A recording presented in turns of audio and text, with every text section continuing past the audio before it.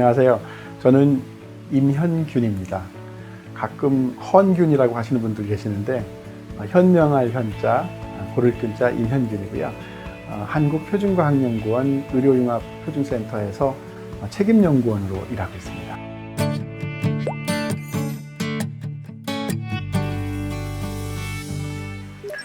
학교는 충남대학교에서 학부를 했고요. 석사도 마찬가지로 충남대학교에서 했는데 마침 가까이에 있는 연구단지에 표준과학연구원의 인간공학실이라는 데가 있었어요.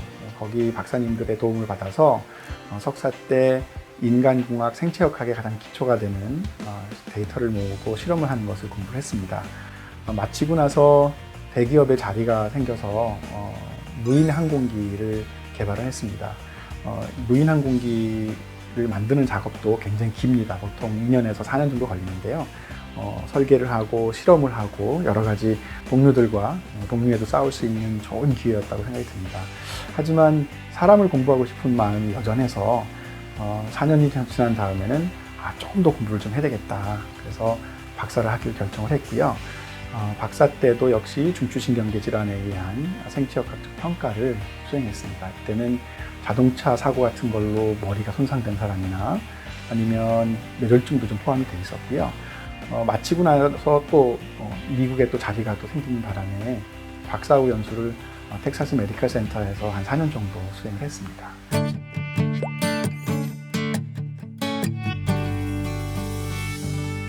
처음에는 사람들한테 이야기를 전달해 주는 것이 되게 좋긴 했었고요. 그리고 그것이 관심이 있다 보니까 조금 잘하게 되고요.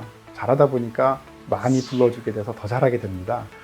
특히 이제 과학이 좀 어렵지 않습니까? 근데 조금 쉬운 예와 그리고 우리 주변에서 볼 수 있는 영화 같은 거 아니면 어떤 현상 같은 것을 동영상이나 아니면 간단한 실험을 통해서 보여주면 학생들이 굉장히 재밌어하고 나중에 나도 과학자가 되겠다는 꿈을 갖게 됩니다. 그런 아이들 마음에 작은 씨앗 하나를 심어주고 올 때 그 과학자로서도 굉장히 기분이 좋거든요. 그래서 일종의 마약 같은 거라고 생각이 들어요. 하게 된 계기는 제가 미국에서 직업을 좀 가져보려고 인터뷰 준비를 했었는데 굉장히 어렵더라고요. 거기서 학위를 한 것도 아니었었고 그래서 이것저것 많은 정보를 찾았었는데 그때 한 사이트를 하나 방문하게 됩니다. 아주 좋은 대학교에 고전 수학을 하신 분 사이트였었는데 이분이 40번 정도의 학장 면접을 파이널까지 간다는 얘기죠. 갔는데 마지막에 떨어지고 41번째 붙었어요. 근데 이분이 내가 굉장히 좋은 학벌을 가지고 살았지만 나는 나를 판매할 수 있는 세일즈 포인트를 몰랐다. 그래서 후배들아 너희들은 좀 잘해봐라 하고 정리를 해놓은 사이트가 있었어요. 말하자면 우리나라도 그런 것 같습니다. 우리가 많은 지식을 배우고 공부를 하고 논문도 많이 쓰신 분들이지만 막상 강연을 부탁을 드리면 잘 못하신 경우가 참 많아요. 근데 그것은 그분이 원래 못해서가 아니라 하는 방법을 잘 모르는 것일 수도 있고 그런 기회가 없었다 보니까 또 자기가 못한다고 생각이 들면 또 더 못하게 되고 안 하게 되고 이런 악순환이 있는 것 같고요.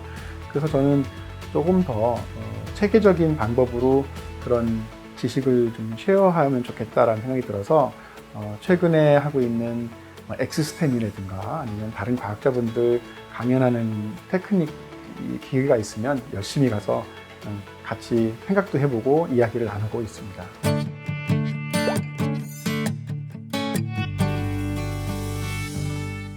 제일 중요한 것은 끈기가 아닐까. 그리고 내가 하고 있는 일이 누군가에게 좀 도움이 될 거라는 생각을 한다면 조금 더 하는 일에 자신감과 재미를 가지고 할 수가 있다고 생각이 듭니다.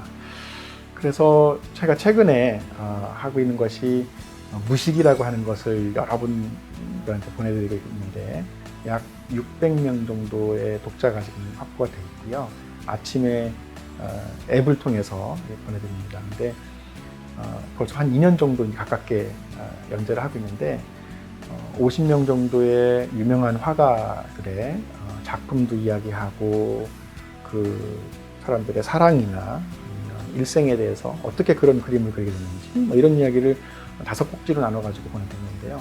제가 미술을 전공하지는 않았지만 거의 2년 동안 하루도 빼놓지 않고 글을 쓰다 보니까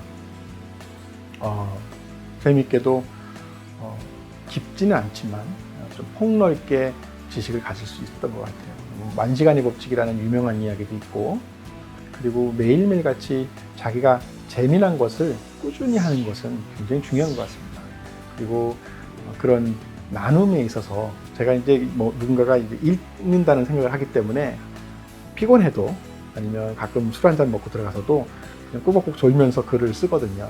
그런 꾸준함이 마치 우리 연구하는 사람들의 덕목과도 비슷한 것 같아요. 그러니까 꾸준히 글을 읽고 데이터를 모으고 분석을 하고 사람들과 디스커션을 한다면 아주 좋은 연구 결과로 이어지지 않는가 생각이 듭니다.